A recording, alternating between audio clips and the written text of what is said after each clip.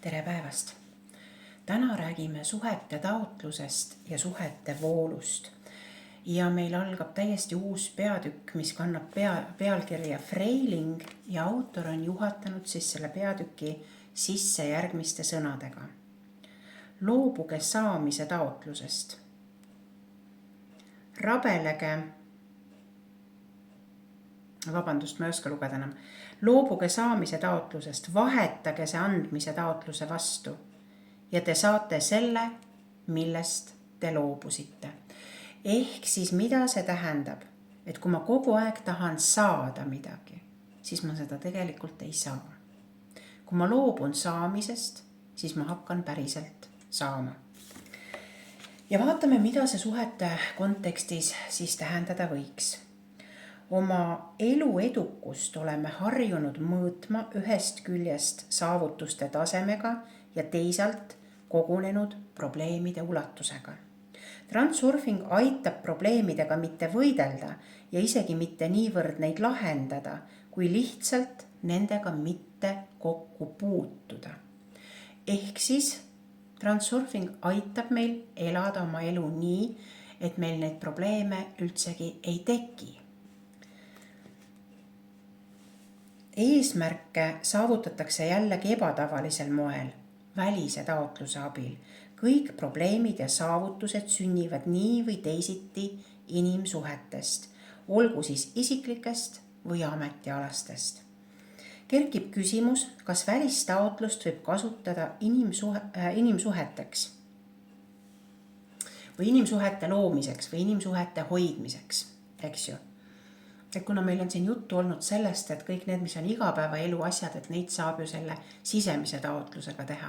Et kui me tahame oma suhteid luua või harmoniseerida, kas siis selleks võiks kasutada välistaotlust? Mis sina arvad? Pane kommentaar siia video alla, ennem kui edasi kuulad. Probleem on selles, et väline taotlus, see on midagi tabamatut, mida on raske allutada tahtele ja kontrollile. Et sisemise taotluse asju sa saad jõuga ära teha, välistaotlust sa tegelikult kontrollida ei saa. Ehk see on see, kui su mõistus ja hing juba teevad omavahel koostööd, et sa ei kontrolli enam seda enne. Kuid on olemas meetodeid, mis võimaldavad välise taotluse mehhanismi käivitada varjatult. Te lihtsalt kasutate teatud võtet ja väline taotlus hakkab tegutsema omaette, teise inimese tahtest sõltumatult, kuid teie kasuks. Ehk siis on olemas sellised tehnoloogiad või meetodid, et asjad juhtuvad teie kasuks teise inimese tahtest sõltumatult. Samas mõtled, kas see on nagu hea plaan? Äkki teisel on teistsugune tahe enne. Vaatame edasi. Mis paneb inimesi liikuma? Väline taotlus. Kasutage siis nende taotlust ehk nende teiste inimeste taotlust selle asemel, et kasutada enda oma. Loobuge enda omast ja lubage välisel taotlusel ehk teise inimese taotlusel käivitada teiste sisemise taotluse mehhanism. Ehk siis, kui sina kasutad välistaotlust, siis teised inimesed kasutavad sisemist taotlust, enda sisemist, selleks, et aidata sul sinu välisel taotlusel realiseeruda. Et väline taotlus ise ei taha midagi ega tee midagi, vaid lubab tegutseda sisemisel maailmale häälestunud taotlusel, siis piisab tal väliselt maailmalt soovitu saamiseks vaid väikest sõrme liigutada. Rakendage oma eesmärkide saavutamiseks teiste inimeste sisemist taotlust. Ja nüüd me kohe hakkamegi siis vaatama, kuidas seda teha. Vaatamata selle fraasi omakasu püüdlikule kõrvalvarjundile ei kasuta te inimesi ära, vaid lihtsalt ei sega neil tegemast seda, mida nad tahavad. Ehk siis, kui sina ei takista inimesi, siis inimesed hakkavad tegema seda, mida sina tahad. Kõik probleemid sünnivad nii või teisiti inimeste sisemise taotluse vahel tekkivate vastuolude tagajärjel. Ehk siis minu sisemised taotlused lähevad sinu sisemiste taotlustega vastuollu ja see tekitab probleeme. Kui mina kasutan välistaotlust, ja sina sisemist, siis siin probleeme ei teki või vastupidi. Üks juhindudes oma huvidest tahab teiselt midagi saada. Teine omakorda mõtleb teisiti ja tahab saavutada oma tahtmise. Näiteks mina tahan sinult midagi saada, aga sina tahad saavutada oma tahtmist. Kuidas tasakaalustada huvide erinevus ja rahuldada mõlema vajadused? Raske ülesanne, kas pole? Tegelikult on ülesanne väga lihtne. Selle lahendamiseks tuleb kõigest määratleda see ühine, millel baseerub inimese sisemine taotlus. Niisiis, inimese sisemine taotlus baseerub peamiselt tema enda tähtsuse tundel. Nii, ehk siis kui ma tunnen, et ma olen tähtis, siis ma võiks saada, mida ma tahan. Aga mäletad, tähtsuse haaret tuli lõdvendada. Ma ei tohi ennast tähtsustada. Ma ei tohi ennast üle tähtsustada. Nii, aga kuidas siis saada see tasakaal siia? Ainsad, mis panevad inimese liikuma, kuid samas piiravad tema vabadust pendlite maailmas, on väline ja sisemine tähtsus. Isikliku tähtsuse tunne suhestub sisemise tähtsusega.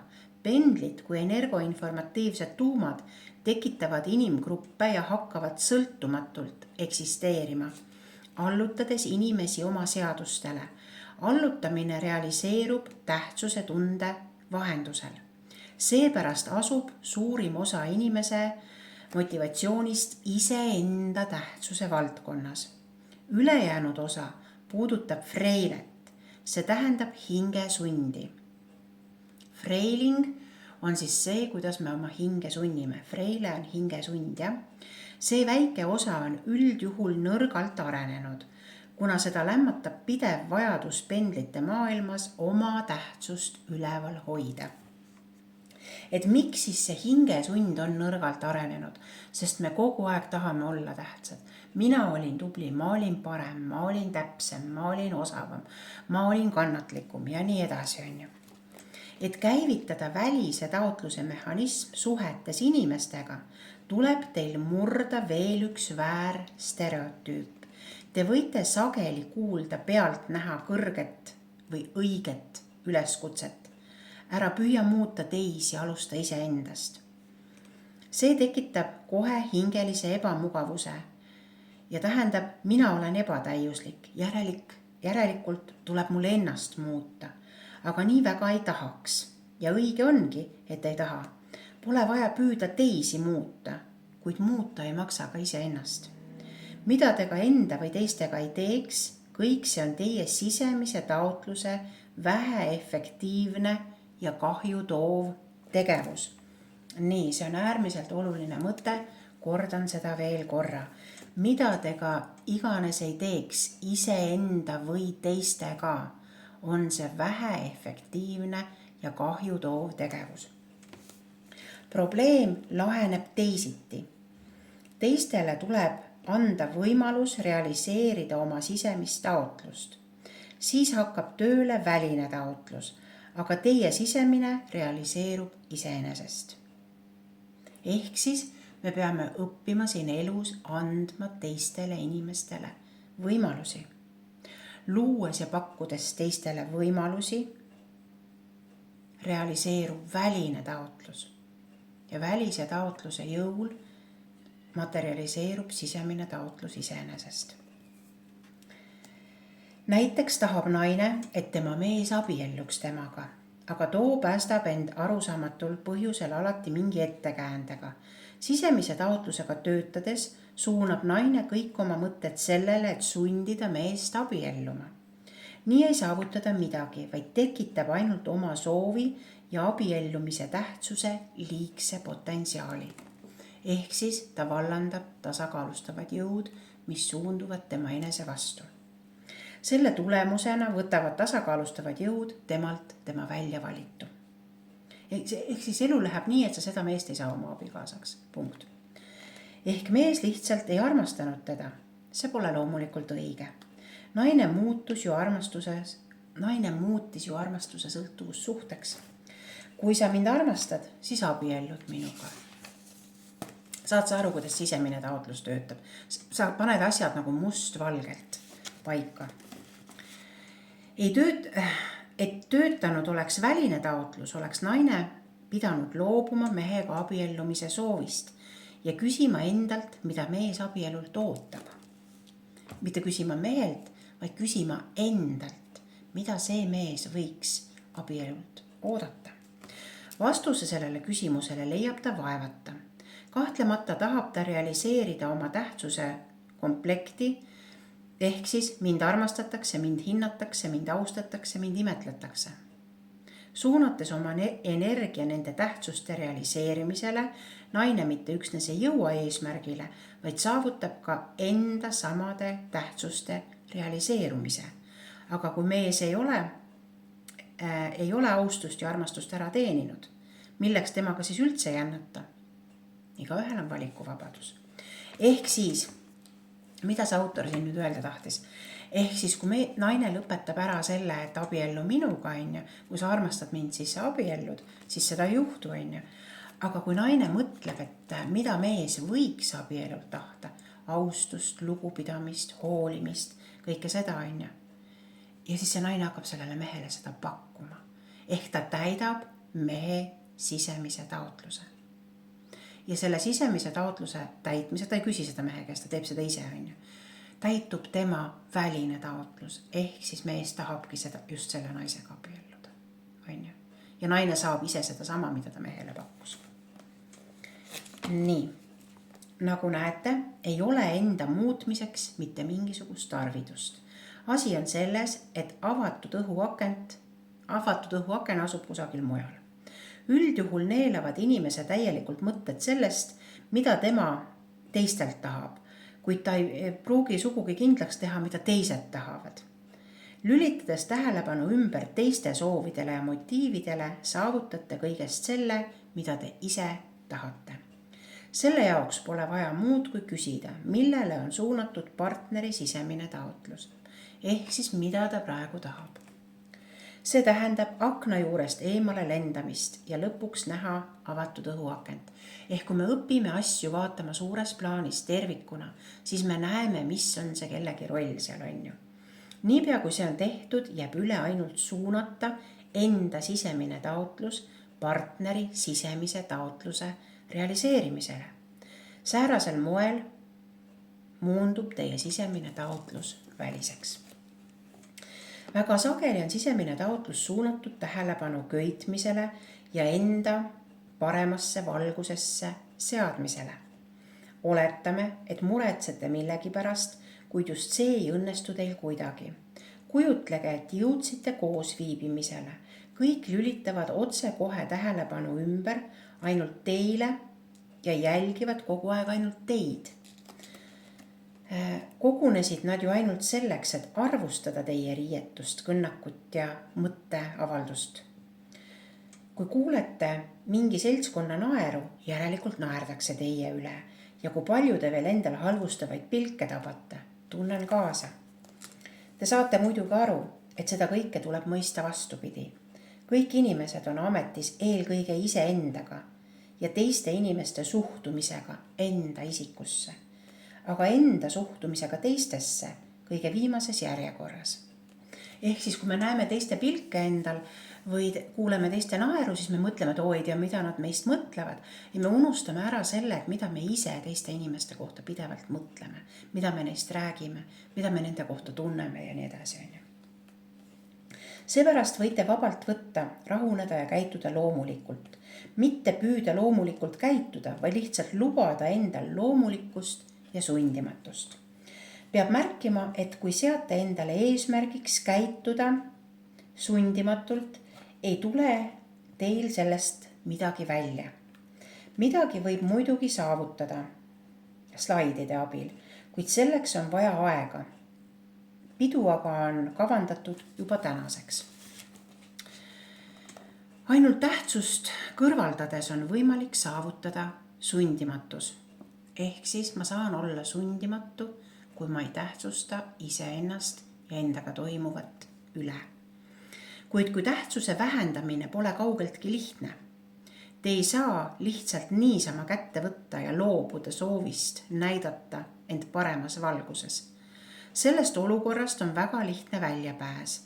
Teiega suheldes on inimene eelkõige huvitatud teie tähelepanust oma isiku suhtes. Pane nüüd tähele, teiega suheldes on teine inimene huvitatud teie tähelepanust, sinu tähelepanust tema suhtes. Teda ei huvita see, mida sina arvad, et tema sinu suhtes mõtleb või tunneb. Inimest huvitab alati see, mida sina tema suhtes mõtled või tunned.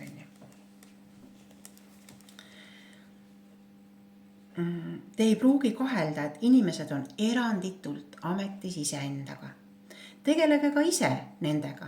Kuna inimesed nagunii tahavad endaga tegeleda, tegelege teie ka endaga, mitte endaga, vaid nendega. Et te ei pea neile peale suruma seda, et ärge tähtsustagu üle seda, mida sina teed. Tähtsusta sina seda, mida nemad teevad. Lülitage tähelepanu endalt ümber inimestele. Aktiveerige enda valvur ja lõpetage enda tähtsustamise mängu mängimine. Mängige teiste tähtsaks pidamise mängu. Tundke nende vastu huvi, kuulake neid, hoolitsege nende eest. Pugeda ei ole vaja. Liikuge lihtsalt pärivoolu. Niipea kui lülitate tähelepanu ümber endalt teistele, haihtub teie isikliku tähtsuse liigne potentsiaal iseenesest. Ehk siis nii kui ma lõpetan enda tähtsustamise ja lülitan, või ütleme lihtsamalt öelda nii, et nii kui ma lülitan tähelepanu ümber teise inimese enesetundele ja tema vajaduste ja eesmärkide saavutamisele, niipea väheneb minu sisemine tähtsus. Ja vaata, siis õnnestubki teil sundimatult käituda. Endale tähelepanu tõmbamiseks piisab, kui ilmutate huvi ümbritsevate inimeste vastu. Ärge rääkige inimestega sellest, mis huvitab teid, vaid sellest, mis neile huvi pakub, sealhulgas ka neist endist. Ehk siis inimesi huvitab see, kui sa räägid nendega vestlust arendades, räägid nendest, mitte iseendast. Ja see töötab päriselt. Soovitan katsetada. Säärasel juhul transformeerub teie sisemine taotlus väliseks. Kohe hakkavad ümbritsevad teie vastu huvi tundma, neil lihtsalt pole teie välise taotluse eest pääsu. Täiesti käsitamatul moel töötab see alati. Kasutu on üritada panna teisi enda isikust huvitama. See on sisemine taotlus. Teistest huvituda aga on väline taotlus. Loobudes sisemisest taotlusest ja lülitades tähelepanu ümber teistele inimestele, saate neilt pingutuseta soovitud tulemuse. Selle teeb teie eest ära väline taotlus. Kuidas saab olla võimalik, et mina tunnen teise inimese vastu huvi ja sellega tekitan neis huvi enda vastu? Olgu peale, hakkan nende vastu huvi üles näitama. Aga kas ma siis ise muutun sellest huvitavamaks? Asi on selles, et kui oleksite ka 1000 korda kütkestavam, kui tegelikult olete, on kõik inimesed esmajärjekorras hõivatud iseenda isikuga ja alles viimases järjekorras kõigi ülejäänutega. Teiste tähelepanu püüdes mõtlete te ainuüksi iseendale. Inimese vastu huvi tundmine realiseerib tema sisemise taotluse. Millest lähtub see realiseerumine? Teist muidugi. Kes võib pärast seda nüüd veel temas endas huvi äratada? Ainult teie. Inimesed tunnevad huvi tuntud isikute, tele- ja estraaditähtede vastu, kuid see on teist laadi huvi. Kui te pole staar, käsitletakse teid kui potentsiaalset partnerit töösõprus või armusuheteks. Võtame näiteks kõige äärmuslikuma juhtumi huvist staaride vastu. Fännid huvituvad täheelu viimasest kui üksikasjast. Nad kummardavad teda, kuid üldjuhul ei tule neil mõttessegi võtta teda kui suhtepartnerit. Olmesuhtluses pole oluline mitte see, kui huvitav te olete, vaid see, kuivõrd te sobite suheteks antud konkreetse inimesega. Vaat sellest te vaat sellele ta hinnangu annabki. Nii, olmesuhtluses pole oluline see, kui huvitav teie olete, vaid kuivõrd te sobite suheteks ja suhtlemiseks antud inimesega. Ehk kuivõrd sa tunned tema vastu huvi, kuivõrd sa võimestad teda. Küsimus ei ole see huvi tundmine, vaid küsimus on see, et kuivõrd sinu suhtlemismaneer, suhtlemisstiil annab teisele inimesele jõudu. Ja kui annab, siis ta on sinu teenistuses. Mõeldes endale ja viibides läheduses, hindab see inimene teadlikult ja alateadlikult, kuivõrd hästi te võiksite sobituda suhete stsenaariumi, mis tekitaks rahulolu tema enda isiklikus persoonis. Sellise rahulolu saavutab inimene juhul, kui tema tähtsus ühel või teisel kujul kinnitust leiab. Ma meeldin, minu vastu tuntakse huvi, ma ei ole tühi koht, minust peetakse lugu, ma ei ole teistest kehvem, mind hinnatakse. Ehk siis sinu suhtlus teise inimesega peaks teises inimeses tekitama sellise tunde või sellise arusaamise, et ta meeldib sulle, et sa tunned tema vastu huvi, et sa pead temast lugu, et sa hindad ja väärtustad teda, et sa nagu ei tõsta ennast, vaid sa väärtustad teist. Nüüd otsustage ise, mida te saavutate, kuid ühel juhul määrite ennast inimesele kaela, teisel aga ilmutate tema vastu huvi. Kui võimaldate inimesele tema tähtsuses rahulolu, siis loomulikult sobite talle kõigi parameetrite poolest. Kui ta teada saab, kui ta seda saab, seda, mida ta tahab, suleb ta silmad teie ilmsete puuduste ees ja andestab teile teie nõrkused. Kõike seda näeb inimene alles viimases järjekorras, sest ta näeb seda kasu, mida teie talle annate. See, et teda väärtustate ja hindate ja kõik see on see kasu, mida tal on vaja. Aga teie, olles mures oma puuduste pärast, püüate neid varjata ja seada esiplaanile oma väärtused. Kordan, teie väärtused ja puudused huvitavad teie partnerit alles viimases järjekorras. Aga esimeses järjekorras huvitab teda tema enda tähtsuse tunne, mida talle pakub teiega suhtlemine. Ehk kas ta tunneb teiega suheldes ennast tähtsa ja olulisena. Te võite olla kõigilt parameetritelt super, kuid sõprade ja partnerite otsingul ei aita see teid. Vastupidi, paljud staarid kannatavad üksinduse all. Teatud määral võivad teie suurepärased parameetrid partneri leidmisel isegi takistuseks olla. Inimene näeb, et olete super, kuid esmajärjekorras hindab ta, kuivõrd tähtis ta ise teie kõrval on. Kui te kogu oma uhkuses tema ees särate, siis suure tõenäosusega otsustab ta, et tema isik tuhmub teie aupaistes. Lööge käega enda parameetritele, pöörake kogu oma tähelepanu inimesele, võimaldage tal enda kõrval tähtsust tunnetada, siis on ta leplik, siis on ta paindlik, siis on ta teiega koostöö valmis. Inimesest huvitudes tehke seda siiralt, ärge andke mõista, et teate mingeid võtteid, kuidas nende poolehoidu võita või mingit kasu saada. Kui pretendeerite nende soosingule, siis väärivad nad vähemasti teie siirast osavõtlikkust. Püüdes saavutada huvitava vestluskaaslase mainet, üritavad paljud end parimasse valgusesse seada. Vaat kui tark ma olen, vaat kui palju ma olen näinud või kogenud või teinud või kui töökas ma olen. See on sisemine taotlus ja see, mida sa räägid, on sinu sisemise taotluse töö. Tahtes huvitav näida, toimib enamik meist just nii. Astuge välja sellest ühetaolisest reast ja võtke teine seisukoht. Seadke endale eesmärgiks mitte ennast huvitava vestluskaaslasena demonstreerida, vaid anda partnerile võimalus ennast huvitavana näidata. Häälestuge tema sagedusele ja kuulake tähelepanelikult, esitades küsimusi ja näidates üles huvide teema ja partneri isiku vastu. Te võite mitu tundi suhelda nii, et räägib peaasjalikult tema. Vestluse lõppedes on teie partner absoluutselt veendunud, et olete äärmiselt huvitav vestluskaaslane ja üldse suurepärane inimene, kuigi ta võib-olla ei rääkinud endast mitte midagi. Nii töötab teie väline taotlus. See lubab realiseeruda teise sisemisel taotlusel.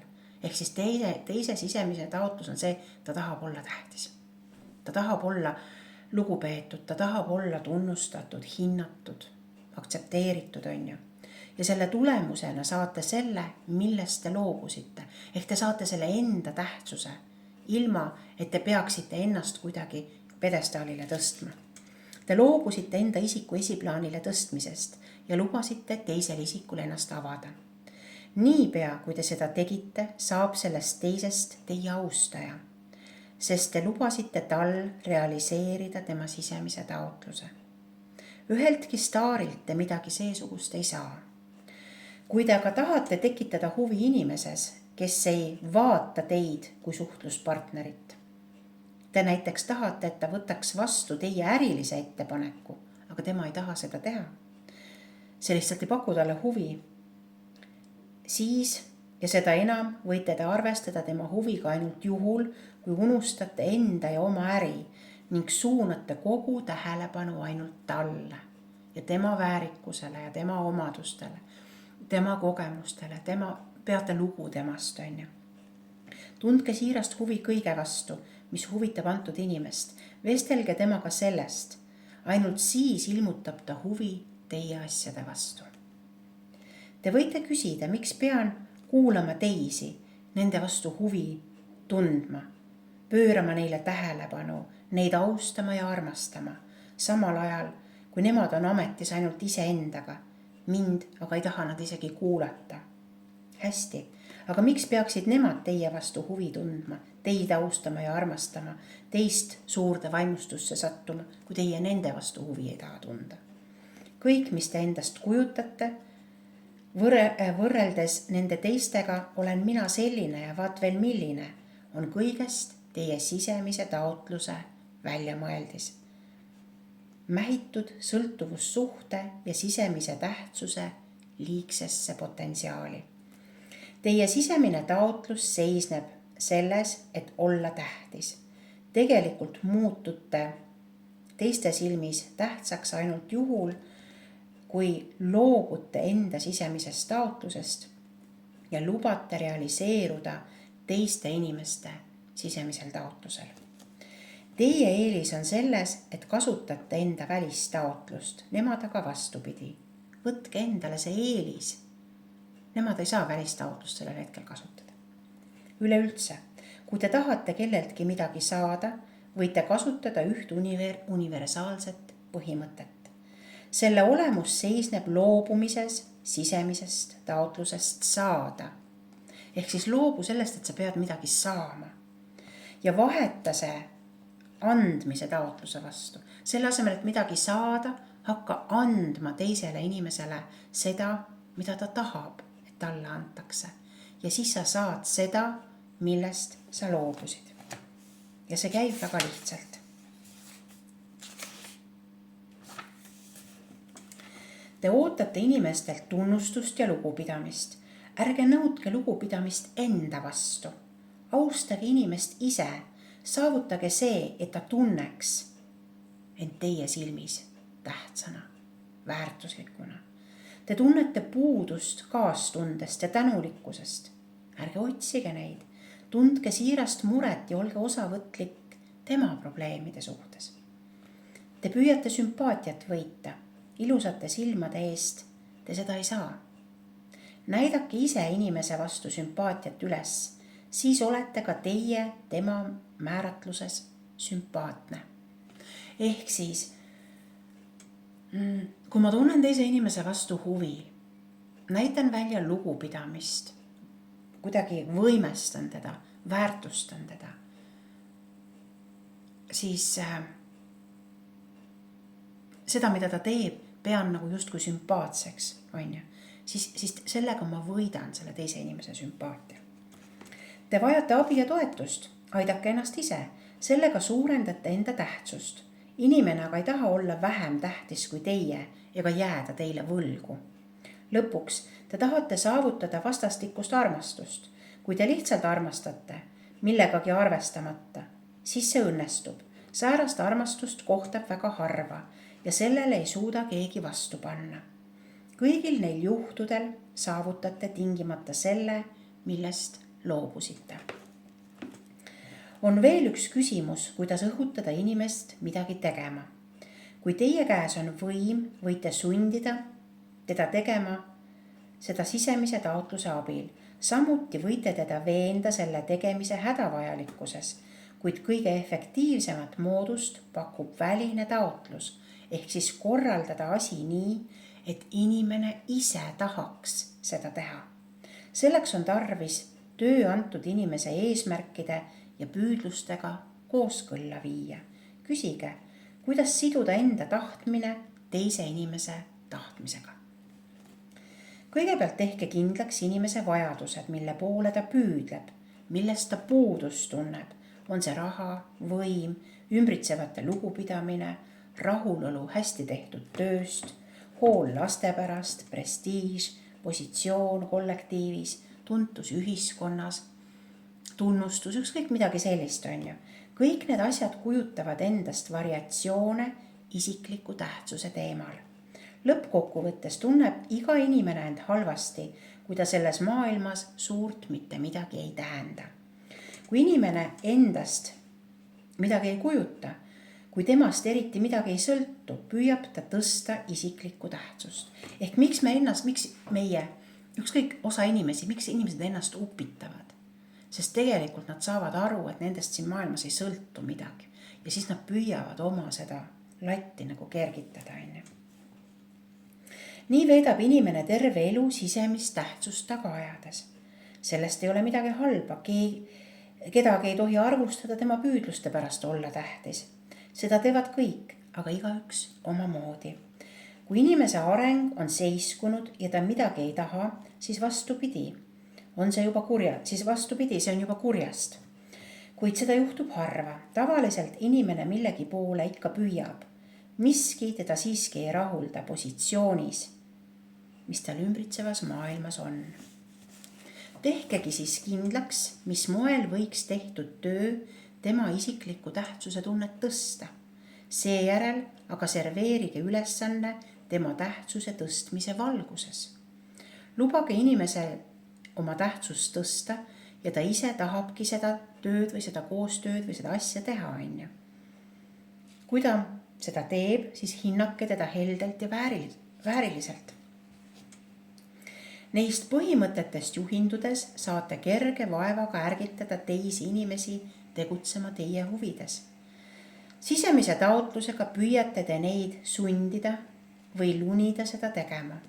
Välisega lihtsalt avaldate soovi, et kõik ise teie kasuks kujuneks.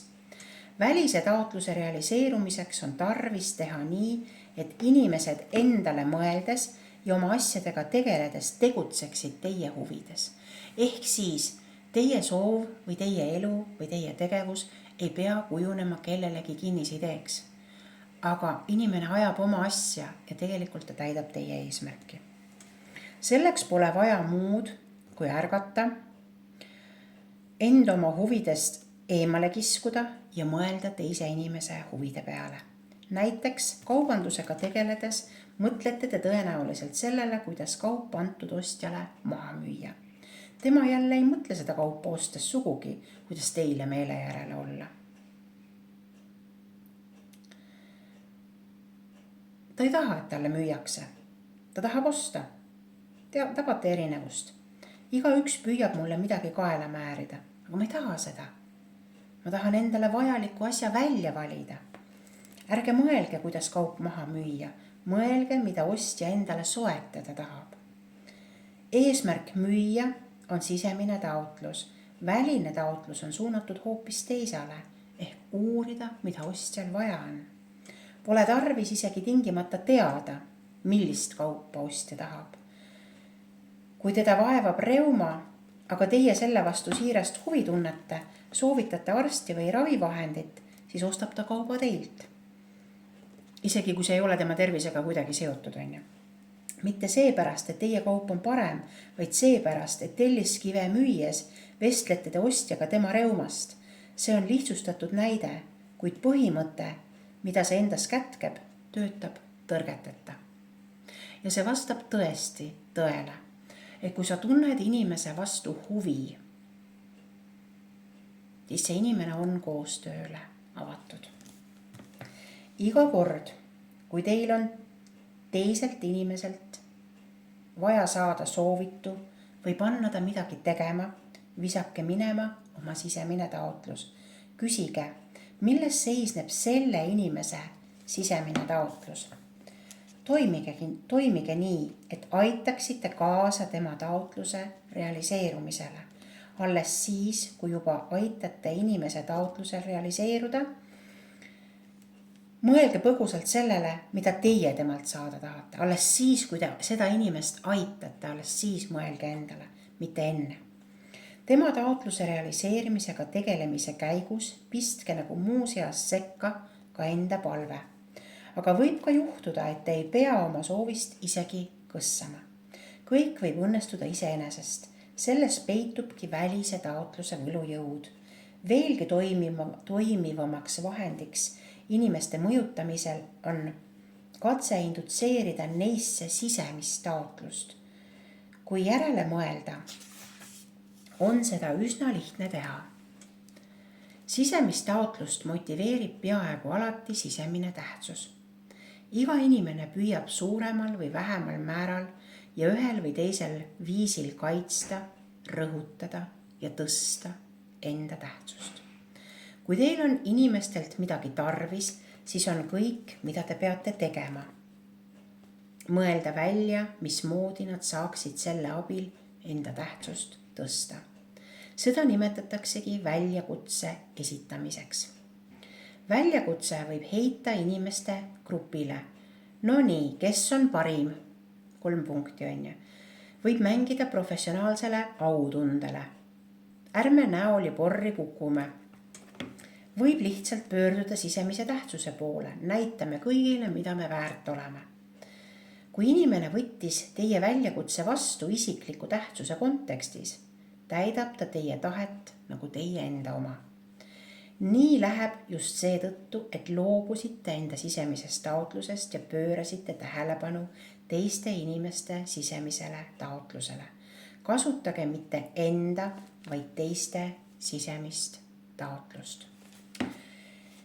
Ja siinkohal ma teen nüüd väikese pausi ja tuletan sulle veel korra meelde, et kui sa oled meie Sinilinnu tee kanali videoid YouTube'is kuulanud ja vaadanud ja need on sulle millegagi panustanud, siis palun hakka meie kanali jälgijaks ja vajuta kellukese nuppu. Soovin sulle ilusat päeva.